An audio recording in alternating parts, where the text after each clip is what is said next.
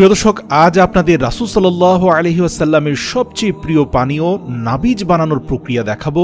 কিন্তু এটা একদিনের মধ্যে খেয়ে ফেলতে হবে, অন্যথায় এটা মদে পরিণত হবে। আল্লাহ রাসূল সাল্লাল্লাহু আলাইহি ওয়াসাল্লাম এই নাবিজ একদিনের মধ্যে খেয়ে ফেলতে বলেছেন। বুখারী শরীফের 5602 নম্বর হাদিসে এসেছে, রাসূল সাল্লাল্লাহু আলাইহি ওয়াসাল্লাম খেজুর এবং কিসমিসকে একত্রিত করতে নিষেধ করেছেন, কিন্তু এগুলো থেকে পৃথক পৃথকভাবে নাবিজ তৈরি করে খাওয়ার পরামর্শ দিয়েছেন এবং আল্লাহর রাসূল নিজেও নাবিজ খেতেন। বর্তমান বিজ্ঞান গবেষণা করে দেখেছে যে নাবিজ খেলে পাকস্থলীর অ্যাসিডিটি দূর হয়ে যায়, হজম শক্তি বৃদ্ধি পায়। এটা একেবারে প্রমাণিত সত্য। ফুড সায়েন্টিস্টরাও গবেষণা করে প্রমাণ পেয়েছে যে বর্তমান পৃথিবীতে নাবিজ হচ্ছে হজম শক্তি বৃদ্ধি করার শ্রেষ্ঠ পানীয়। এছাড়াও শরীর থেকে যাবতীয় বর্জ্য পদার্থ বের করে দেয় নাবিজ, স্মরণ শক্তি বৃদ্ধি করে, মনমরা ভাব দূর করে, গলা, বুক এবং প্রোস্টেট রোগের জন্য খুবই উপকারী। এছাড়াও অ্যানথ্রাইটিস ও ইউরিক অ্যাসিডের রোগীদের জন্য নাবিজ হচ্ছে ঔষধের সমতুল্য। নাবিজ তৈরি করার দুইটি উপায় রয়েছে। প্রথম উপায়টি হচ্ছে খেজুর দিয়ে নাবিজ তৈরি করা যায়, আর দ্বিতীয়টি হচ্ছে কিসমিস দিয়েও নাবিজ তৈরি করা যায়। যদি আপনারা খেজুর দিয়ে নাবিজ তৈরি করেন তাহলে শুধুমাত্র এক জাতের খেজুর দিয়ে নাবিজটা তৈরি করতে হবে। এক্ষেত্রে কিছুটা কিসমিস এবং কিছুটা খেজুর দিয়ে নাবিজ তৈরি করা যাবে না। খেজুরের নাবিজ তৈরি করার জন্য প্রথমে 8 টুকরা পাকা খেজুর কেটে নিতে হবে। তারপর খেজুরের মধ্যকার বীজের অংশটাকে ফেলে দিতে হবে, শুধুমাত্র সাইডের অংশটা অর্থাৎ মাংসটাকে নিতে হবে। তারপর সেগুলোকে একটি পাত্রে নিয়ে নেবেন এবং 2 কাপ পরিমাণ রুম টেম্পারেচারে থাকা পানি দিতে হবে। কোনো বরফ, ঠান্ডা পানি কিংবা ফুটন্ত পানি অথবা গরম পানি এখানে ব্যবহার করা যাবে না।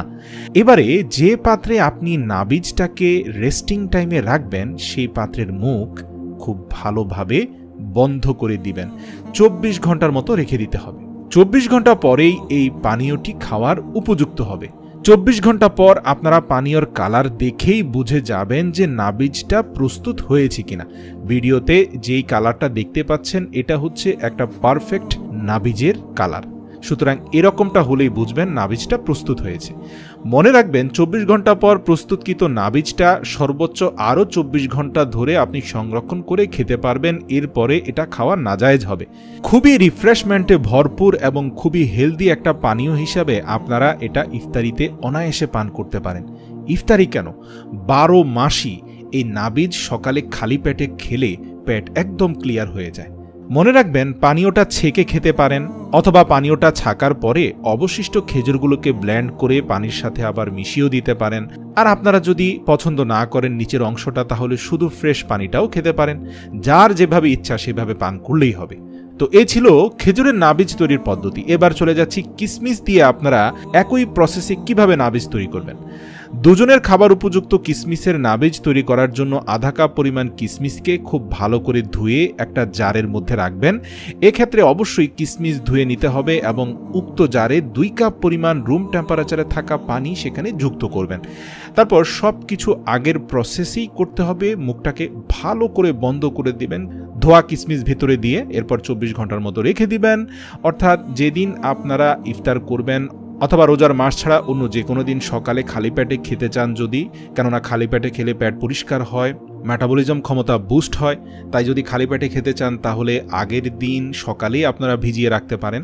মনে রাখবেন এই কিসমিসের নাবিজটাও কিন্তু অসাধারণ। এটার স্বাস্থ্য গুণাগুণ খেজুরেরটার থেকে কোনো অংশে কম না। তবে ফুড নিউট্রিশনিস্টরা বলেন একদিন কিসমিসের নাবিজ খাওয়া উচিত, পরের দিন খেজুরেরটা খাওয়া উচিত। এভাবে ভেরিয়েশন করে খেলে শরীরে ভালো ফলাফল উপলব্ধি করা যায়।